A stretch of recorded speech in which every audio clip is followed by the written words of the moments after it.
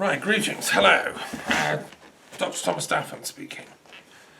My weekly Fasting Sunday broadcast, my little weekly roundup of what's going on in the world.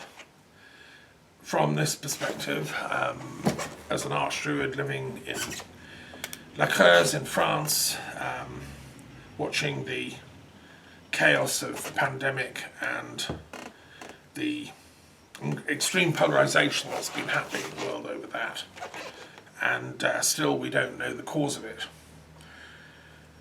And also, continuing fallout from Brexit, which I've been talking about, which got me doing this weekly fast in the beginning, because I was so appalled at it. And then, my work as an interfaith peace activist over many years, and really a review of my philosophical studies. I mean, I'm a philosopher and expert in religious studies, primarily applied to peace and peace thinking, but also obviously that's political and policy oriented and education and so on. So I'm speaking as a polymath, an unreconstructed polymath. So the first thing I want to say really is this day is very important in history. It's the anniversary of the signing of the Treaty of Westphalia, which ended the 30 Years' War. And, when I moved to Europe, I realised even more than before how important that treaty was. It was in 1648. And this war, called the 30 Years' War, was the biggest war up until that point anywhere in Europe, ever. More people died in the millions. Mostly, actually, a lot of civilians died. The armies had become quite professional. They were mostly mercenaries by the end of the war. Professional soldiers. And they were going around slaughtering peasants. They'd turn up in a village, steal everything, slaughter the livestock, steal the horses, and just torch the houses. It was a kind of, a total warfare going on. Most of it was fought in what we now call Germany, some of it in Switzerland, Austria. It spilled over into France a bit, and there were little episodes to do with the Baltic, Denmark and so on, but most of it was in Germany, and it was really a religious war between the Protestants and the Catholics. And it dragged on for 30 years, and it's really, thank God, something we've put behind us in Europe. We no longer do huge, endless wars between Catholics and Protestants. I mean, at the end of the 30 Years' War, there was the phase of history in Europe called the Enlightenment, when some of the greatest thinkers who'd been around, Descartes, Leibniz, Sir Francis Bacon, who was around the beginning period, developed this notion that actually the duty of intellectuals was not to take sides and be Protestant or Catholic, but actually to search for truth, and that we needed a new methodology which some people saw in empiricism and provable and testable propositions that could then be tested out. You see, both Catholicism and Protestantism didn't really lend themselves to proof, who was right, who was wrong. It's one of those endless things. I mean, the fact is they're both right. Wittgenstein, the philosopher later in that European tradition, said, look, religion is a language game. If you buy into the rules of that game, then of course Catholicism is right, because the sacraments are sacred, and the transubstantiation is real, and Christ is present among the believers in faith, and so on and so on. The whole language of the church then becomes true. If you buy into the language game of Protestantism, then you challenge that. You say, no. It doesn't actually, it's not the body of Christ. It's just, that's a metaphor. No, the Protestant thing is, it's about faith. It's what do you change, and inwardly, how is your spirituality deepened by your faith, by going to church, by studying the scriptures? That's the important point. And, if you buy into that language game, then that's true as well. There are unfortunate variations of this language game in that extreme Protestants said that, yes, because ours is the real truth, then the Catholics are obviously wrong and evil, so we have the right to kill them, hound them, burn their churches, and massacre them when we find them. And there were unfortunate instances of that happening during the 30 Years' War, when priests were hounded to death and Catholic villagers were rounded up and killed in the name of the Protestant God. And unfortunately, tragic to say, there was examples of the opposite happening, when Catholic troops would run amok, particularly in the siege of Magdeburg. It was a notorious black spot on the Catholic generals who permitted it to happen, when a Catholic army, so-called Catholic army, they weren't at all, ran amok and slaughtered the Protestants of this town called Magdeburg. And, there were war crimes on both sides. So anyway, look, thank God it's over. Sorry to have to raise this again, but, it shows us how that's only 400 years ago, essentially. 1648, it's even less than that. Europeans were slaughtering each other in cold blood, men, women and children, horrifically, because of their religion.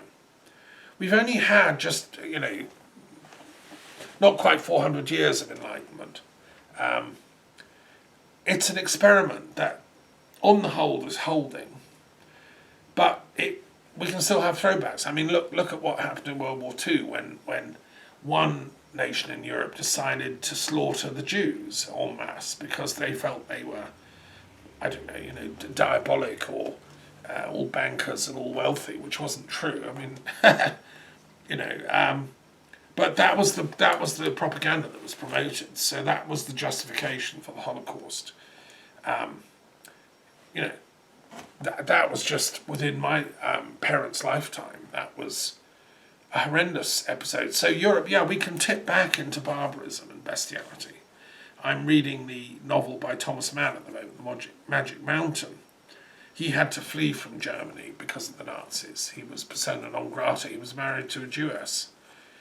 He ended up in Switzerland, as did Hermann Hesse, as did Karl Jaspers. Many of the great German intellectuals had to get out. Jung, fortunately, although German-speaking, was based in Zurich, and the Nazis couldn't get him. But that was an example of a populist madman taking power in a a very civilized European democracy. Alarm bells, right? Because we've seen that happening on my watch with Johnson and other types like that, Trump in the States.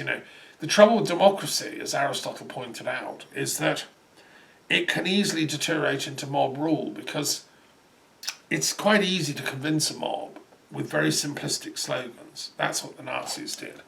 Goebbels had studied propaganda techniques in America, in the advertising world, and he used them shamelessly to promote his Nazi party vision with Hitler's support. And they made a decision, simple messages just bashed home. Jews are evil, Jews are evil. It just brainwashed people. And we're seeing the same in today's rise of populism. European Union, evil. New World Order, evil. The kind of right-wing mass media campaigns that have been going on, which led to Brexit, haven't stopped. So we always live a few footsteps away from barbarism. It's always worth remembering that. And the duty of intellectuals like me is to constantly remind us that we do need to take seriously peace, and we need to be ever vigilant and on our guard against, I would say, simplistic messages, narrow-minded, simplistic, xenophobic messages that can whip up the mob, which people like Johnson are just skilled at operating, because it serves their own ego agenda of self-advancement. And then he's rallied Prashant Patel and all the other kind of mentally challenged nincompoops in the cabinet to support that gross oversimplification of reality, which is far more complex and multi-textured. And this is why I've been calling for a European Union peace policy and a peace policy for the UK. I say that Britain and the UK and Europe should sign a peace treaty. I mean, it's very disturbing when European Union policies on democracy and the rule of law, for instance, in Cambodia, which has just sort of clamped down, it's become a one-party state again. The European Union was applying sort of certain sanctions and look, come on guys, get back to democracy. All political parties have just been abolished apart from the ruling party. And the UK is going along cap in hand saying, give us a trade deal, Cambodia, we won't join that nasty EU in sanctioning you. You can do what you want, we don't care, round up the opposition, slaughter them. No, as long as you give us a trade deal, we're fine. So the UK has become a kind of moral pariah on the fringe of Europe. It's a pirate state. And that is extremely disturbing for me as a UK voter and a UK citizen, dual citizen. The Treaty of Westphalia is worth remembering. I'm going to quote you from the text because although Britain wasn't present, indirectly we benefited from it. We'd had our own horrendous civil war by that time, the English Civil War, but actually it took place in Ireland, in Scotland, and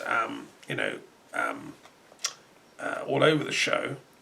And some of the people that were fighting the English Civil War had strong links to what was going on in Europe.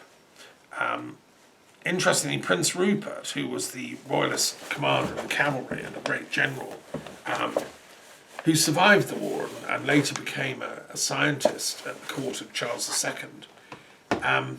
He had been captured in an earlier conflict between the Dutch and the Holy Roman Empire when Britain was fighting with the Dutch, and he had to swear an oath that he'd never again fight the Catholic Holy Roman Empire, which he stuck to.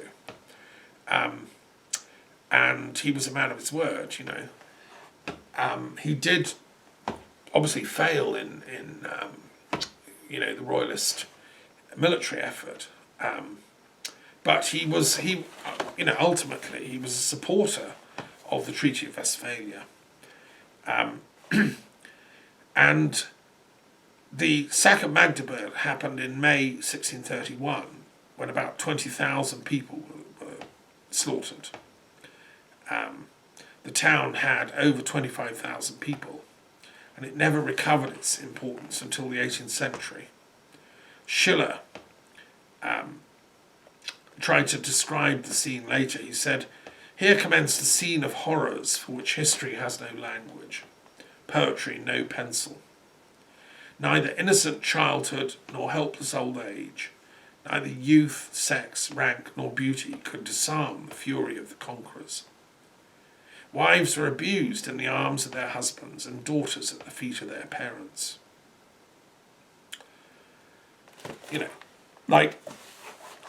Barbarism, 1631. And so thank God, in 1648 they finally agreed a treaty. And here is how it starts. I think this is a very interesting text. They actually signed it on this day, the 24th of October, 1648, in what is now the German town of Westphalia. "In the name of the most holy and individual Trinity, be it known to all and every one whom it may concern, or in whom in any manner it may belong, that for many years past, discords and civil divisions being stirred up in the Roman Empire, which increased to such a degree that not only all Germany, but also the neighbouring kingdoms, and France particularly, have been involved in the disorders of a long and cruel war," etc. And then it names all the parties. And then it says, "So that on the one side and the other, they have formed thoughts of an universal peace. And for this purpose, by a mutual agreement and covenant of both parties, in the year of our Lord, it was resolved at Hamburg to hold an assembly of plenipotentiary ambassadors who would render themselves at Munster and Osnabrück in Westphalia. And finally, because they'd been meeting for like 6 months to work out the text, after having implored the divine assistance and received a reciprocal communication of letters, commissions, and full powers, the copies of which are inserted at the end of this treaty, in the presence and with the consent of the electors of the sacred Roman Empire, the other princes and states, to the glory of God and the benefit of the Christian world, the following articles have been agreed on and consented to, and the same run thus. 1. There shall be a Christian and universal peace, and a perpetual, true, and sincere amity between His Sacred Imperial Majesty and His Most Christian Majesty, as also between all and each of the allies and adherents of His said Imperial Majesty, and that each party shall endeavour to procure the benefit, honour, and advantage of the other, that thus on all sides they may see this peace and friendship in the Roman Empire and the Kingdom of France flourish, by entertaining a good and faithful neighbourhood. So that's the first treaty, the first clause, and it goes on to, over 128 treaty clauses, which I've listed in full. I've written up the whole thing in my little book of peace declarations. This is volume 3. You may have heard of this. It's the first ever such thing. Nobody's thought of doing a book of peace declarations. I thought it's long overdue. So you've got things in there like the founding of the UN, Treaty of the Universal Declaration of Human Rights. You've got various peace treaties that have been signed, declarations of toleration, the Declaration of Liberty of Conscience of King James II in 1687, and the first peace treaty that's known in history, which is called the Tablet of Silver, Eternal Peace Treaty of Egypt and the Hittite Empire of 1290 BC, which is, the text is given in here. So I've gone back through history and I've tried to find all the peace treaties that have ever been issued, including Westphalia, which is one of the most important. But it also includes things like the treaty setting up UNESCO, the UN treaty. It includes the famous Pacem in Terris of the 1960s by the Pope and the Vatican. It includes the Geneva Declaration of 1948 and the Declaration on Biological Weapons, the Arms Convention that I think should be invoked now in this time of pandemic. It includes the text of the International Peace Bureau's formation, the Interparliamentary Union, and I include the founding text of the Liberal Democrats International, which was a peace declaration effectively, and also the Oxford Liberal Manifesto, which came around the same time, 1947, trying to rebuild the shattered democracies of Europe after the totalitarian experiments of World War II era in the 1930s. It also includes the Nuremberg Treaty, which, outlawed, things like, horrendous activities that have been done by the Nazis. It includes also the Scottish Declaration of Arbroath, which was a complaint sent to the Pope against English rapine and misdemeanours. And I also include the Ten Commandments of the Mosaic Law in the text, because that also outlaws murder and killing. Anyway, it's an eclectic mix, and it's one of 4 volumes. It took me a lot of work to produce, but I think it's important that these texts should be studied in schools. I was head of citizenship in several schools, and it's still on the curriculum. This should be one of the founding texts of citizenship teachers, not just in the UK but throughout Europe, and actually worldwide. We had a very good talk for the World Intellectual Forum by a man called Robert Keston, who promotes particularly the Universal Declaration of Human Rights, approved by the UN on December the 10th, I think 1948. And it's really little studied, it's not really taught in schools. Every kid should learn this stuff. They should know what their rights are, because otherwise they can be taken away, as we see. And we'll go back to the sort of barbarism of the 30-year war period. I'd like to see much more awareness of peace being taught in history lessons, in geography, in philosophy and RE, where it gets a little look into the curriculum. And talking of which, education is so important. I'll come back to that towards the end of my talk today. The other thing I've been busy working on this week is my novel, which I've just finished, actually. I'm working on a new novel. It's taken me about 6 months or longer to work on. I'm not going to give the whole plot away. I'm hoping this will be in bookshops, in a few months' time. It's quite an important novel, I think, actually. And I'm, reading Thomas Mann to sort of get some ideas, Hermann Hesse's Glass Bead Game, and so on. I just want to report a synchronicity that's quite interesting. As a Druid and a philosopher, I watch synchronicities as a Jungian. And this one was quite a fun one, connected with the novel, because in one of the last scenes of the novel, the hero and heroine go to visit Hampton Court Palace in London, which I know and love well. I've been there many times. And they go and they explore the garden, where are these things called the King's Beasts on, it's a particular avenue with these sculptures, and it was created by Henry VIII for his wedding with Jane Seymour, who he loved, and with whom, she was, she later went on to have King Edward VI, who was his son. I mean, he'd been trying desperately to have a son and heir, and he finally had one. And Jane Seymour and him made a good, marriage. Unfortunately, she died 10 days after the boy was born. It's one of those tragedies, really. Henry wasn't lucky in his love affairs, to put it mildly. He should have read my book on wisdom affairs and been a bit wiser.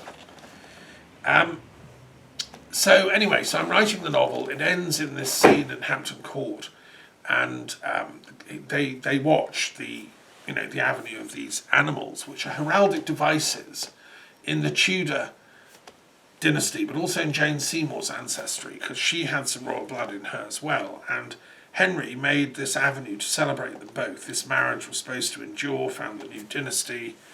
They didn't know that she would die 10 days after giving birth. So he made this avenue, and so I'm enjoying writing it up, and I like writing novels because it's kind of imaginal, creative work. It's like poetry but in prose, and I'm simultaneously in conversation with a chap in America, a guy called Jim Seymour, who turns out to be a descendant of Jane Seymour. Now, I didn't know that. I met him on the Wisdom forum that I belong to with Satyen Raja, and Jim Seymour, who's an astrologer, has offered to do me a detailed astrology reading, which is lovely. Thanks, Jim. Later on, we'll do it.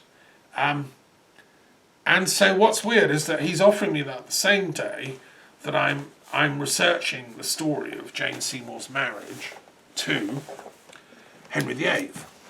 Now, and then, lo and behold, I discover that today, in 1537, today, the 24th of October, is the day that Jane Seymour actually died.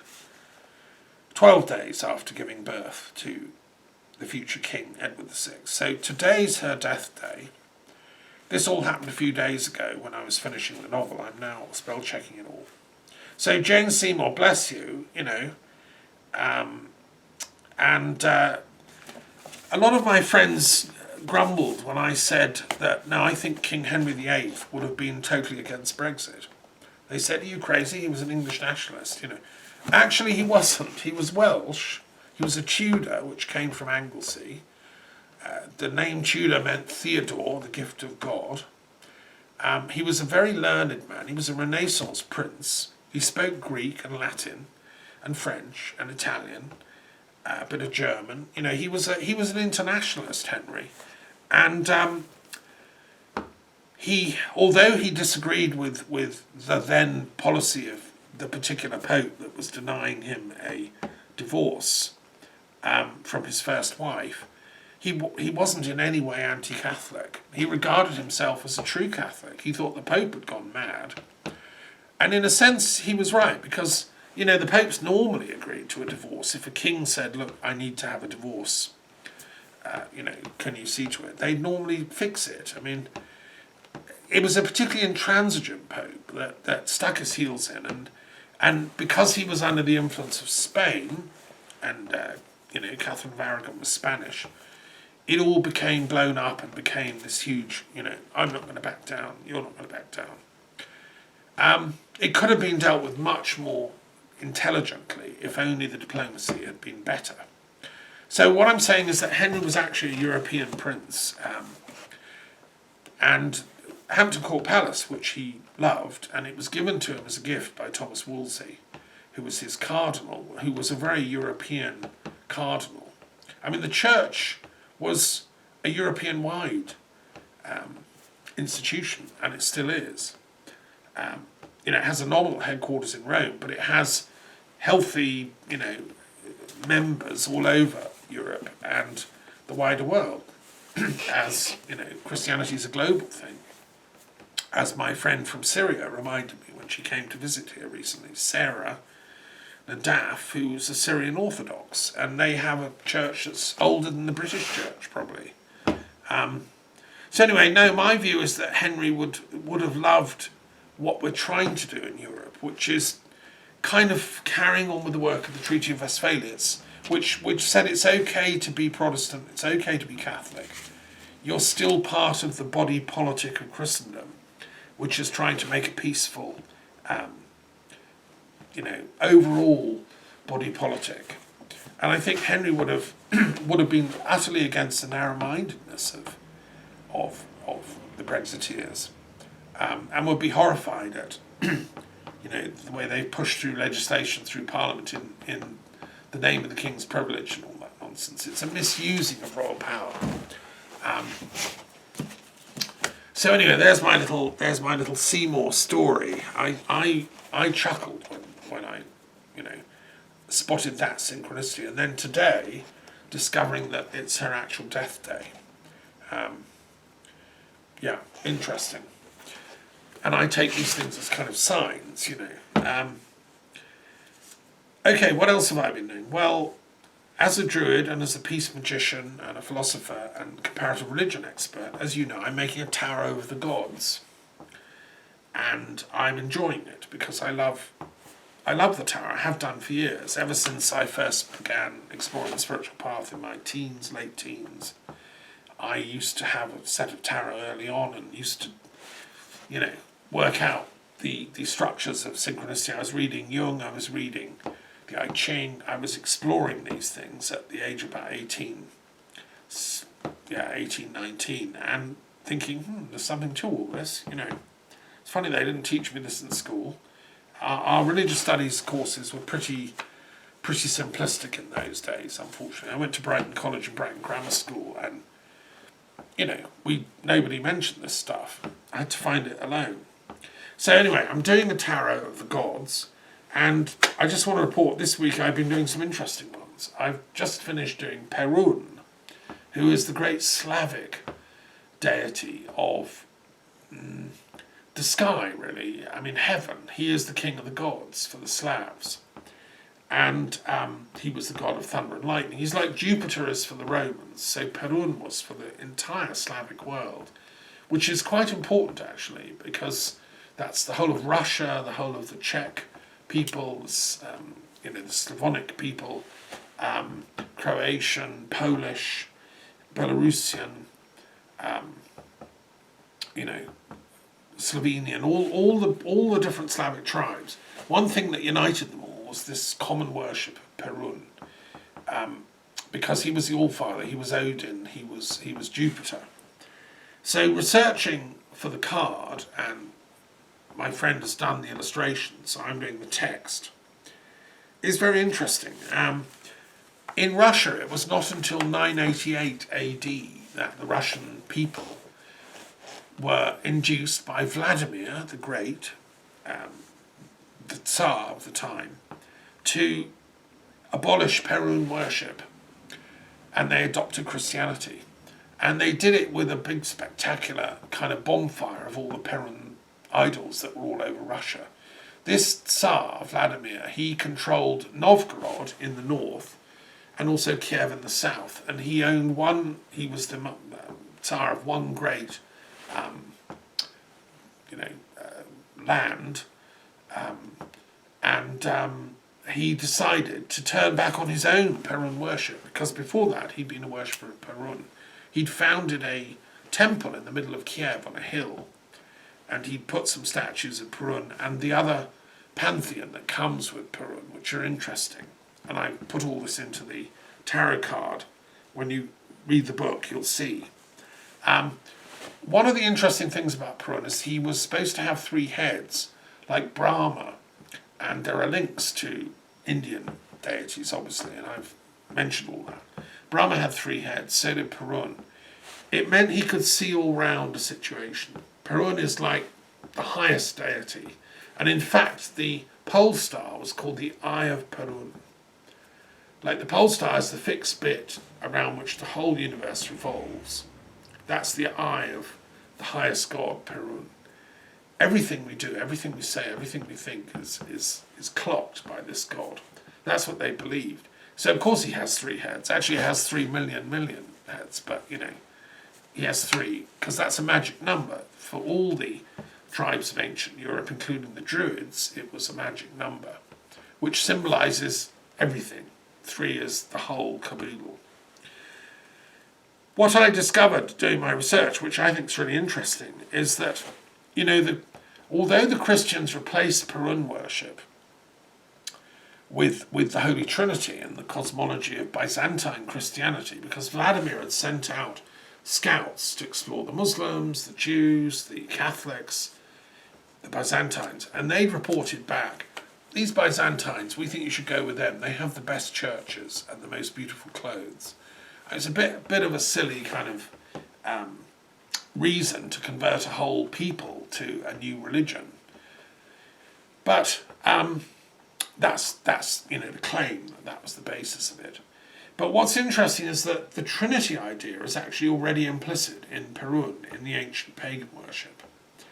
And in fact, in Christian art, I've discovered there was a famous artist, Fra Bartolomeo, who lived around the same time as Leonardo da Vinci, and who painted a 3-headed version of the Trinity. And it became a motif in Baroque and Renaissance Christian art to have this 3-headed God who is the Trinity. Well, I think that's actually quite interesting, and Bartolomeo's work is pretty amazing. He was very inspired by Leonardo, who's a friend of Raphael. His artwork is brilliant. He was also a Dominican monk, so the scenes he paints, you can tell he absolutely, he's expressing his own faith. And he did a brilliant painting of God the Father holding the Alpha and Omega in a book form, with St. Catherine of Siena and Mary Magdalene beneath, and the colours are just amazingly clear and beautiful. So the 3-headed God is still there in Christianity. I think this is the point I'm trying to make, as I'm pointing out in my tarot cards. These gods, although they appear to be